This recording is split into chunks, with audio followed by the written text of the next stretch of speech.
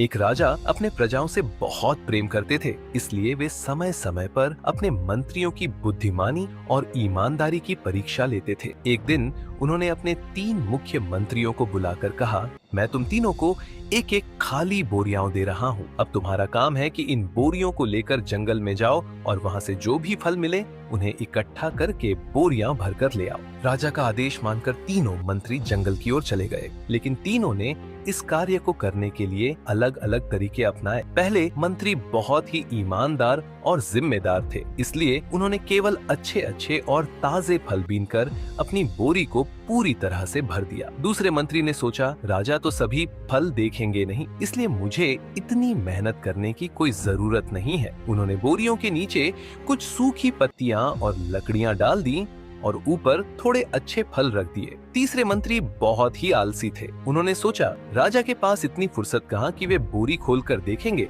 इसलिए उन्होंने सूखी पत्तियां, टूटी फूटी टहनियां और कचरे से अपनी बोरी भर ली। तीनों मंत्री राजा के दरबार में पहुंचे। राजा ने घोषणा की कि इन तीनों को 7 दिनों के लिए अलग अलग कोठरियों में बंद किया जाएगा और इस दौरान इन्हें कोई भोजन नहीं दिया जाएगा। इन 7 दिनों में उन्हें केवल वही फल खाकर रहना होगा जो उन्होंने अपनी बोरियों में इकट्ठा किए हैं। पहले मंत्री को उनकी ईमानदारी का इनाम मिला। उन्होंने जो ताजे और अच्छे फल इकट्ठे किए थे, उसी से वे 7 दिन आराम से भोजन करते रहे। दूसरे मंत्री ने 3 दिनों तक अच्छे फल खाए, लेकिन बाकी के 3 दिनों में भूखे रहना पड़ा क्योंकि उनकी बोरी में पत्तियां और लकड़ियां थीं। इस कारण वे 7वें दिन तक कमजोर और बीमार हो गए। तीसरे मंत्री को पहले ही दिन समझ में आ गया कि उन्होंने बहुत बड़ी गलती कर दी है। उनकी बोरी में खाने के लिए कुछ भी नहीं था, इसलिए भूख से तड़पते हुए अंत में उनकी मृत्यु हो गई।